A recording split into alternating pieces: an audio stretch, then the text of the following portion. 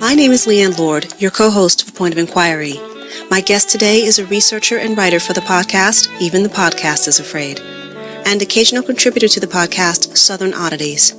Her research into the QAnon cult is featured on the cover of the March-April issue of Skeptical Inquirer magazine, entitled The Bizarre Universe of QAnon Conspiracies.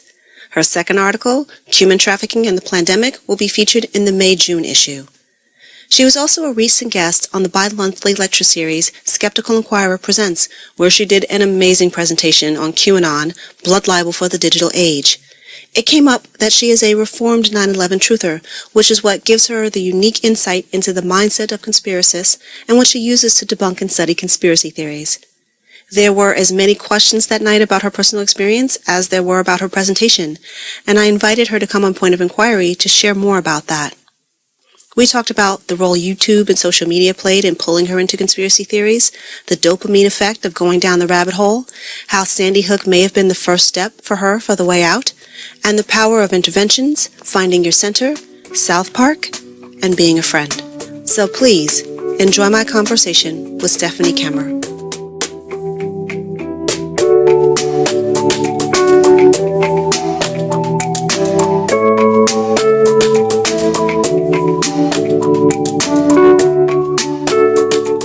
Stephanie Kemmer, welcome to Point of Inquiry. Thank you. I'm glad to be here. Given the last decade of our lives, and I'm talking about just 2020, that was a whole decade in its own, 9/11 seems like ages ago. I mean, it almost feels like talking about JFK.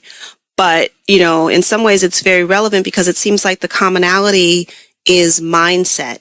You know, like what causes someone to go down the conspiracy theory rabbit hole, and more importantly, to climb back out of it. So, you know, just to sort of, you know, take us back to that time, 2001, that day, September 11th. Do you remember where you were that day when 9/11 happened? I was at the most interesting possible place that one could have been on 9/11, other than New York City. I was working for the Express Times newspaper in Easton, Pennsylvania. I was filling in for the librarian, and someone called me out to the newsroom and said a plane just hit World Trade Center. And I was like, oh God, that sucks. You know, like that's bad. And then someone came in and said another plane just hit. And so I was actually seeing stuff before other people did. I was pulling stuff off the wire. Like, I'm blessed that I was in a newsroom working for a newspaper on that day. That does give it a different perspective, you know, because you're getting it sort of, you know, hot and fresh off the presses, so to speak, whereas the rest of us are getting it, you know, secondhand on CNN, or, you know, in my case, I live in New York City. I was home that day. Oh my gosh. So I was glued to my television set. But I'm assuming there is a sort of gap between like that day, you know, living through it, and then the jump to, you know, becoming a 9/11 truther. Like, what was that path? Like, do you remember that thing that made you go, wait a minute, or you made you think that something was off? Well, I actually had that thought on that day. I was like, I said to another reporter, I'm like, man, I wouldn't be surprised if this was an inside job. And she looked at me and she goes, me neither. And, you know, but it was something that just came and went throughout the years. Like, I'd pick up a David Icke book and read it. And it's all fun when you read a David Icke book, but when you start really reading a David Icke book. But I mean, the thing that pilled me was that sleek, hyper well done documentary Zeitgeist. That's what did it. And they start talking about sovereign citizen stuff, but you know, they're not going to say it's sovereign citizen.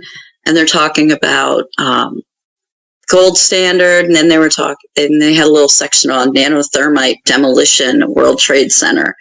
And then I was like, ooh, this is interesting. So started like watching videos just endlessly on YouTube. And then I'm getting those dopamine hits every time I watch a new documentary.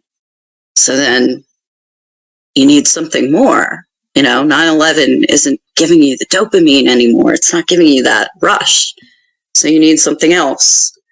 And then it got a little weird from there, and I was kind of into the whole false flag thing for a little bit too. Because how many people have these thoughts, especially now? I mean, there's the tie. You can go, like I said, go back to JFK or up to today to QAnon. So, you said a couple of things that I want to go back to, where you said like that first day, it's like, this could be an inside job, now. And when you say that, do you mean like we're not looking at any sort of, foreign, interest doing this, but like our own government or people on the inside? Is that what you mean? Yeah. I kind of alternate it between lie hop and my hop. Lie hop means let it happen on purpose. My hop is made it happen on purpose.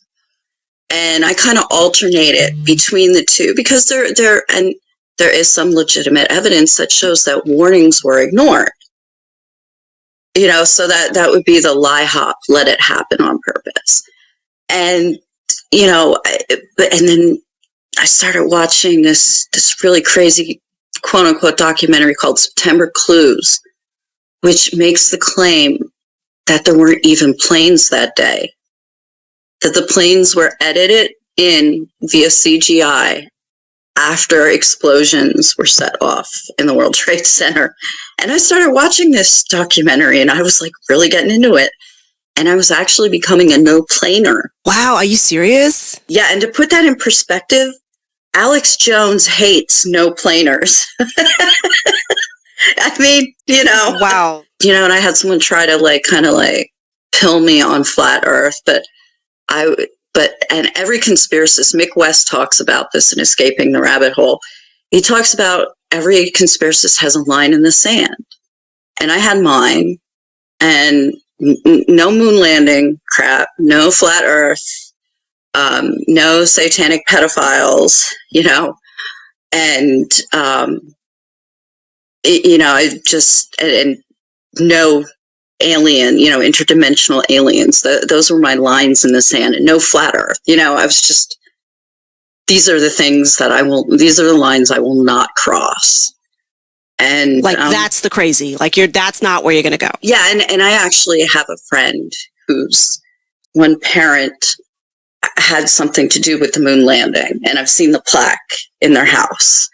Right. Yeah. There's actually physical evidence. This is not something that's, abstract for you. A little earlier, you said two terms that I've never heard before. Sort of the let it happen and made it happen, and that you vacillated in between both. Cause I can almost see the let it happen, if we go back to the incompetence of the administration at that point, then it's like, dude, if you had just taken your briefing seriously, we wouldn't be here. But that's a big difference from let it happen to made it happen. Yeah. Which if I'm remembering correctly, the folks who are on the side of, we need war to make money. You need to galvanize people to make them angry enough to go to war, and war is where the real money is. It's, you can see how people can sort of, latch onto that, because that was, if you weren't around at that time, the emotions were very high. There was a lot of, sort of patriotic drum beating going on and ramping up people's emotions and steering them in a particular direction. But for you said that the documentary that did it for you was Zeitgeist, and you're watching YouTube videos, and I can't imagine the number of documentaries that I've seen about people watching documentaries on YouTube. Yeah. It's the about, and it's almost like, hey, a definition of rabbit hole. There's the YouTube logo, and so you mentioned that you're watching. 9/11 is not giving you the dopamine hit.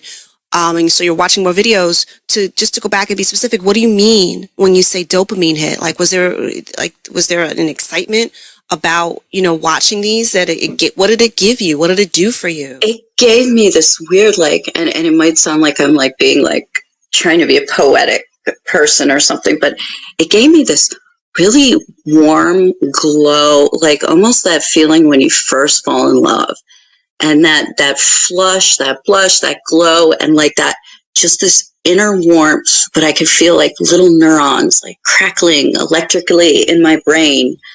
it was almost like a tantric thing. And when you get to what you think is going to be the very peak, it's still going on. And that warm feeling just keeps going, and you just want to keep riding out that wave. And looking back on it, I know that it's because I had low self-esteem and I felt powerless. And conspiracy theories fulfill that in two unique ways. When you feel powerless, it demonstrates for you, because you believe this conspiracy, that there is control to the universe. And it also demonstrates, so it's like, you don't want that control. You don't want the New World Order. But the New World Order is there, which means that there is order to the world. And just to remind folks, because, I set myself back in that time. Wow, what an awful day that was, especially being here. Some of the theories that came out of this were that the CIA was involved. Absolutely. The military was responsible. The American military was responsible for the destruction of the World Trade Center. A missile, hit the Pentagon. And there was a white jet that shot down Flight 93. Like, all of these things were out there. And for some people still are. And the rabbit hole is on YouTube is there for you. If you want to, type these in and look, and then let YouTube suggest to you, yeah, well, watch, if you like this video, you're really going to like this one. And I guess in some ways, maybe to paraphrase what you're saying, it does lead, you called it the dopamine hit, that seduction, that confirmation bias. You're listening to people in a very spiffy, artful way say, yes, this is what happened. What you think happened, is and here's how we're going to show it to you. Why wouldn't you watch more of that?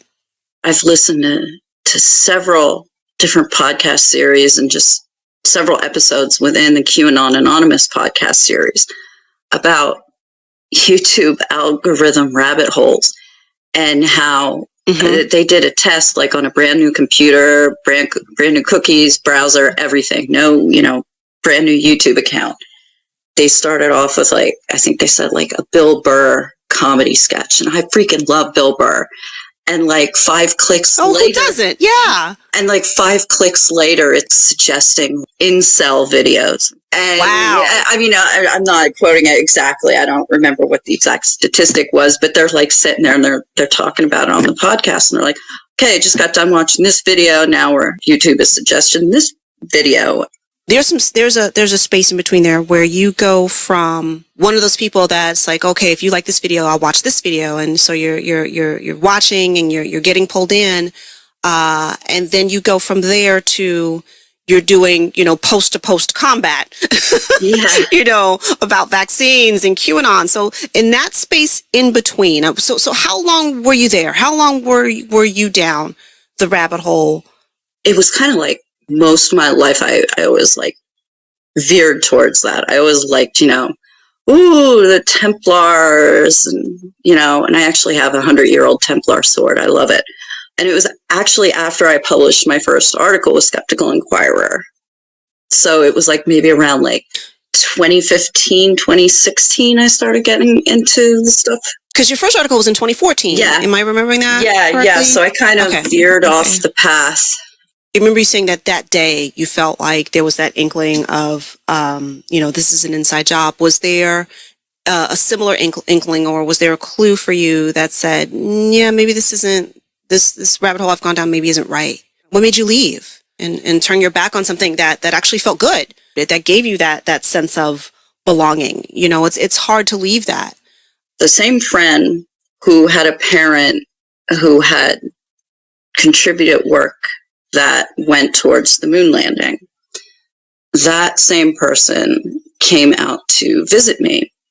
It was like around 2016, 2017. And I think it was in late 2016. I had made a comment, I don't know, starting to think that Sandy Hook thing was kind of made up. And the friend looked at me And the friend told me they personally knew someone who lost a child at Sandy Hook. I didn't ask for a name. I mean, all the parents' names are known. I didn't ask for a name. I didn't need to. This is someone who I've known for, I'm getting a little choked up talking about it, just so thankful to my friend. I've known this person for about 20 years. They've never lied to me, and I've always trusted them. You know, they were there for me when my mom was in the ICU. They drove an hour and a half one way to come to the funeral. I went on YouTube and I looked up debunking 9/11, and I came across a 7-part series. And the last part says what the mind of conspiracist is like. And it's someone who has an external locus of control or power. And they gave the example. You're tired, your alarm goes off, you hit snooze, you're running late to work, but it's the damn driver in front of you. It's their fault that you're running late. It's not your fault for hitting snooze. And I had this really painful thing. I was like, oh my God, that's me. I'm not going to be this anymore. You know, I mean, it didn't happen that quickly that I was able to succeed, but that's what started it. And and that day I went on Facebook and I said, I didn't delete any of my old conspiracy posts, but I said, I want to apologize to everyone for everything that I'd ever said about 9/11. I looked up debunking videos, and I want to say I was wrong, and I'm sorry if I misinformed anybody. And I had someone comment like, oh my God, that's so brave of you. And I don't quite see the bravery in that. I just see that as being a human. I think if more people could admit when they're wrong, then like 99% of the world's problems wouldn't be problems. So yeah, I just happened to know somebody whose life was unfortunately touched by a real tragedy, and and since then I know someone who was at the Mandalay Hotel when the shooting happened. In fact, it was a family I lived with for a little bit out here in California, and I was asking him, what was that like? He was like, because he's in computer, so he's just very stoic. He's like, I just turned off the lights, closed the window, grabbed my phone, and ducked on the floor. I'm like, yeah. Well, God bless you, because because we're all that calm. Yeah. Absolutely. Yeah. But I know a woman who works in the lab with COVID. I'm personal friends with a nurse. I have these secondhand, experiences that actively combat, conspiracies. So it's just a very, it's a very horrible thing to be fortunate about, but I'm, I'm not thankful tragedies happen, but I'm thankful that I'm at least like 1 or 2 steps removed, that I can actually say to people, this is the evidence, experiential evidence, like this person is real and I know them, or I know someone who knows them. It's, as you say, something odd to be fortunate about, just from that experience of, saying out loud, I don't believe the Sandy Hook thing, and to have someone right there in your life to go, wait a minute, and for you to be open to it. I really love that hit the snooze button example. And, because I've been in that situation. It's like, don't you know you're making me late for work? It's like, no, I made me late. And how many of us do that? A lot, or we don't realize how much we do it. But it is when you went on Facebook and you said, I'm sorry, you have to know a lot of us don't do that. A lot of human beings don't do that. We had a guest on Skeptical Inquirer, Carol Tavares, who's co-author of the book, Mistakes Were Made, But Not by Me, which talks about, cognitive dissonance. And she's one of my favorite people in the whole world. And I really, really love that book, because it talks about, and this doesn't matter your income, your ethnicity, your gender, none of that matters. It's about being a human being and how the brain works. Once you make a decision and you believe that decision is right, you kind of double down on it. You keep going, no, I'm right. And it's very difficult, even in the face of evidence, for people to go, oh, wow, I was wrong. That is one of the most difficult things for people to do. And not only is it difficult to do, it's even more difficult to admit it out loud to other people. I in the comfort of my own home, I can say, oh yeah, I was wrong. That was messed up, Leanne. And hope nobody ever finds out about something. But to come to that, to say a decision that I made or a thing that I did was wrong, and then to admit it out loud and then to live your life accordingly, it is a big deal. And you're right. If more of us did it, if more of us said I was wrong or more of us said I'm sorry, I'm not sure we'd need diplomats anymore. Yeah. Well, even better, we wouldn't need weapons. That'd be even better, in my opinion. I thank you for your modesty, but also realize what a big deal that is based on how the human brain works and how our culture works. But you said a couple of things, and I because this is such a great opportunity for people to hear you. Once you started to come out of this, and I appreciate it wasn't, immediate. It's like, it wasn't like you snapped your fingers and, whoo, I'm better now, I'm fine. But it was a process. It was definitely a process. And I think many people, their response might have been, whew, I'm done with that. I can walk away, never look at that again. That was an unfortunate period in my life. But you didn't do that. You kind of got out and then turned around to fight the good fight, so to speak. You started, reading about, QAnon and doing research, and I've read your article, the cover article of Skeptical Inquirer. It's really, really good. Thank you. I'm looking forward to the next one, and of course, I loved your, interviewing you or having you on Skeptical Inquirer Presents, and I wish that, as always, I wish we had more than an hour for that. But instead of just walking away and going, okay, that was that, what made you go, I want to look at this even closer? What made you want to do that instead of just walk away? I think, and it's weird because I kind of found a kindred spirit. My one friend, Jatarth Jadeja, he was just on Anderson Cooper under the headline, I'm sorry for thinking you ate babies. I interviewed him for the Skeptical Inquirer magazine article, and he and I hit it off, and we're like good pals now. And he's basically done the same thing I did, but he did it with QAnon when he got out of the rabbit hole, and he started going on Reddit into QAnon casualties and started posting his story. And it's just taken off from there. And he's been in a documentary. So I think the fact that, I think that's what kind of like drew us towards each other. Like, it was just supposed to be a telephone interview, but now we're like good friends. And I think it was that mutual ideation of, yeah, we screwed up really bad, but we like publicly admitted it, But I mean, even before that, like for me, it was, I think, not only does the human brain naturally gravitate towards conspiracies, but we also like to proselytize to people. That was the word I was looking for. Like, when I was going to the gym every day, that's all I could talk about to people. When I quit smoking cigarettes. Yeah. And it's like, when someone becomes born again, you're just so annoyed by them. But like, if you've ever done keto or quit smoking, you're going to be like, dude, why are you eating bread?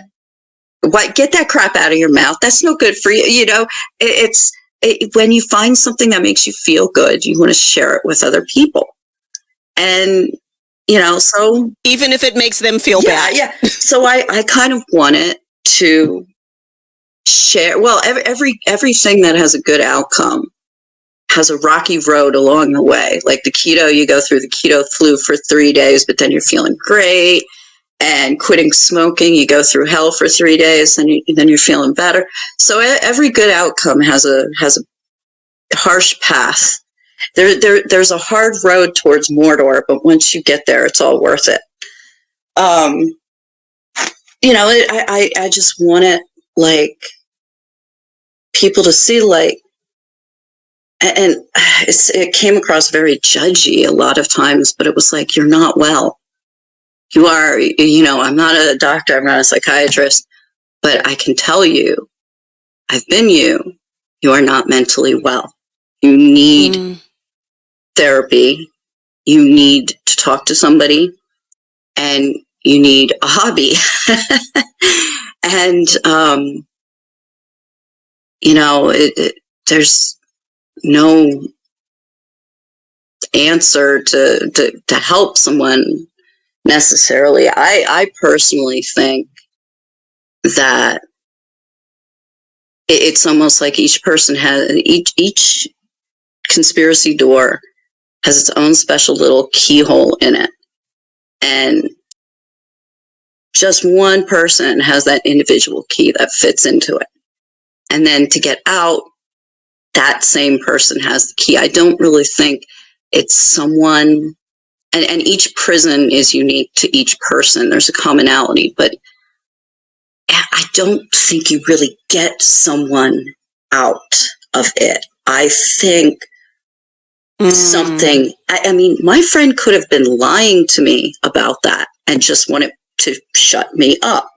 You know what I mean? When my friend had said, "Oh, I know someone who lost a kid." Right. But possible, but not maybe probable. Right. But yeah, possible. But, there's no, and if that was an intended thing, like you can't like sit that person down and be like, you have to stop this. These are the reasons, because that's not, you know what I mean? That's, or it would be more like one of the things like, my new boyfriend, he's a police officer who responded to this mass school shooting that just happened. You know what I mean? Like, and then the person's like, oh, whoa. It's got to be something kind of like organic that just happens. And that was actually going to be one of my questions for you, is, what advice do you have for, not just people who are caught up in whatever conspiracy theory they're in, but also for the people who love them, because, of all the episodes that we've had, whether it's vaccine denial or QAnon or any of it, one of the questions will be, my sister, my cousin, my aunt, my uncle, my friend is caught up in this. And, there's still love there. There's still a relationship there. What do I do?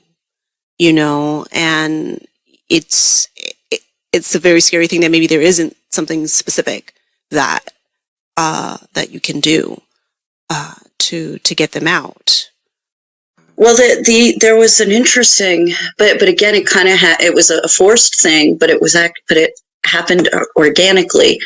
There's a documentary, I think from 2015, called "The Brainwashing of My Father," and it's a great documentary. And this woman talks about her dad was this. He's so adorable. He's just so adorable throughout the whole documentary. Even when he's spewing hate speech that he heard on Fox News, he still looks cute. He was this just sweet, tiny, frail older man who was like a lifelong liberal Democrat. And he had a longer commute to work, started listening to Rush Limbaugh one day, and all of a sudden he turned into this, he hated like everyone. He just became very hateful, and then and they kept trying to get him out of it, and everyone was going crazy. And one time he was in the hospital for a few days. So while he was gone, they went into his email and unsubscribed him from all of the right-wing newsletters, and then they purposely subscribed him to left-leaning newsletters. And they did something happen with the remote that they were able to deprogram Fox from the cable station or something. And so it was always on like CNN. And he turned into this sweet, kind, gentle, adorable little man all over again. And it was almost like a weird social experiment. I'm glad that this woman documented it. And So that, That was a serious intervention. Oh my and word. That's something that you can do if you want to maybe be shifty or shady, you go into their email. Okay, step one, put your dad in the hospital. Put your dad in the hospital. Buy yourself some time. So step one, go into your paranoid friend's laptop without their permission, hack their email. Yeah, because that'll work. That feels legal. That feels ethical. Because conspiracy theories either gravitate to one extreme or the other. Sometimes, you kind of like, I like to call it Joe Roganing, where like you kind of take a little bit from both sides, kind of mash it together, and maybe you can kind of de-radicalize them. Like, oh, look, here's a left-wing group that's really into the Second Amendment. Have them watch some South Park, because South Park gives it fairly to both sides. Oh, South Park. It really does. South Park is savage in a delightful way. There's a like, just when you're laughing at them poking fun at the other side, they get around to you and you go, "Oh, that's uncomfortable." Yeah. Is that what I'm doing? You're like, look at that guy. He tripped and fell at his face, and you're like, "Oh, well, now I just did too. Crap." Yeah, South Park is a perfect example of, no one is left unscathed. It's very, very scorched earth. And, they're going to get around to you in a sacred cow that you have. Yep. And you're going to be forced to sort of look at it for what it is. And so I think they do a delightful job. They actually just had one on vaccines that I didn't get to see yet. And I'm like, oh, when is it? I got to watch this. I saw something on my phone notification, and they replaced the K in Park with a Q. I was like, oh yeah, my boys are doing QAnon. Yeah, the episode we've all wanted to see. And QAnon, by the way, sounds like something that Trey Parker and Matt Stone would come up with for some kind of like South Park episode plot. I mean, that's how far out there it is. But South Park is an example, a great example of like a middle of the road thing. And, find something that's not too extreme left, too extreme right. Family Guy does it too. Family Guy mocks its own liberalness. Yes. And I really like that. And, even if it's a pop culture thing, share it with them, and maybe they'll kind of, all it takes is a little tiny nudge, and if you can't get them out of the right or out of the extreme left, if you can nudge them just a little bit closer to the center, it's not necessarily about politics. It's about not being polarized. And, Buddhists are always talking about finding your center. And I don't know, they're pretty right about a lot of things. And I kind of take a mashing of the two, and you can maybe open up, talking points.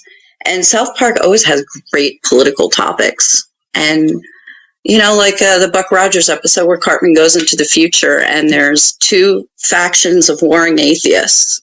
And like the whole message is, yeah, there might not be war without religion, but we just create something else to fight about. But there's also the theory that if it wasn't QAnon, it would be something else. If she's, got those things, as you mentioned earlier, maybe that low self-esteem, that needing to belong, those things that left her open and vulnerable to this. But these are, everything that you just said, I think gives a ray of hope to people who have lost someone to a conspiracy theory, as well as some of the things that you said, earlier, varying your sources of information, as those folks did for that intervention for their sweet dad to make him a sweet dad again. You offhandedly said, you need a hobby. That's not too far off, because it seems like these conspiracy theories, it takes up a lot of time. Like a lot of time, like, pandemic aside, where we're not, going out as much as we used to, and hopefully those things are changing. But it's like, Bowling, anybody? Movies with friends, gatherings with friends, like something that brings you together. Sims. With real context, something to do. Yes, something to do that doesn't, that pulls you back. Well, the only problem with playing The Sims is you might start thinking that you're also part of a simulation. So.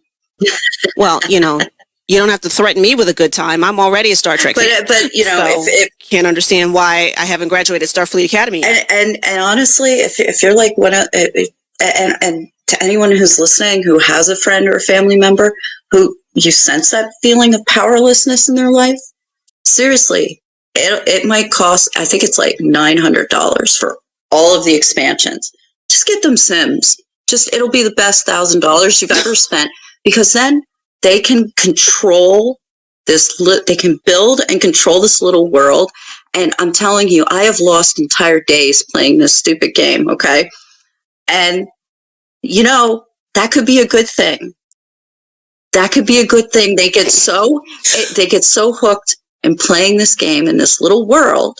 But that fake little world is a much better world to live in than the real world out here, where you're imagining secret cabals and vast plots. So we're trading off. We're trading off is what you're saying. Watch some South Park with them and get them into The Sims. I guess I'll try and wrap with this. Do you have any advice or can anybody who can take advice who's in this, who's down the rabbit hole, will they even hear it? What would you say to them, or what did you wish someone had said to you? For me, it was really painful because something you wish I was known, like actually anything hearing along that those little lines. voice And in if there's my nothing, head, I get it, but is there screaming any kind of lifeline at me that you can cognitive dissonance. Just type in the word debunking in the search engine. Just do it. Do it. Do it. I heard that little voice screaming, and that it was like, it was the bicameral mind. And, then the other little voice is like, watch that one that you already watched 5 times. And my dad used to call it the little devil on his shoulder. But that was very painful, that I actually was aware that I was indulging myself in cognitive dissonance. And I was aware of it. I think what it all comes down to is each person has their own individual way out. I think part of it is love and support, if it's someone close to you, and trying to distract them from the conspiracy theory, or trying to, hey, let's have a no phone day, no social media today. We're going to watch a movie and watch like Shaun of the Dead, watch something cheesy and silly and kind of funny, and maybe have a few drinks, and then maybe they'll break down and they'll be like, man, my life isn't going the way I planned. And then you go from there. It sounds suspiciously like you're saying, be a friend. Yeah. And, I've struggled with depression all of my life. I'm a member of the Semicolon Club. What's that? What's the Semicolon Club? Well, because the semicolon is where a sentence could end, but you're deciding to continue it. It's for suicide survivors. Ah. Yeah, some people get a little tattoo of a semicolon. I was thinking of maybe getting one. But it's and I'm not ashamed to admit that either, but that's something that people need to realize, that conspiracy-minded people, they're not really well, and a lot of them are dealing with depression. A lot of them. It's hard to picture this, but I look at Marjorie Taylor Greene and I just imagine, part of me is like, I wonder if she just goes home and cries at how much she deep down hates herself. And then part of me is like, I don't think she has that level of introspection, and that's why QAnon is so frightening, because of all these failed prophecies. Some people have threatened to kill themselves and their families. I want to thank you for being open enough to come on and open up about this and your experience and how you got in and how you got out and why you're still sort of there, as I said, fighting the good fight. I did enjoy your article. I enjoyed your presentation, and I really wanted to explore this because not everybody gets an opportunity to have that conversation with someone. So I appreciate you taking the time. Thank you so much. I really appreciate all the opportunities.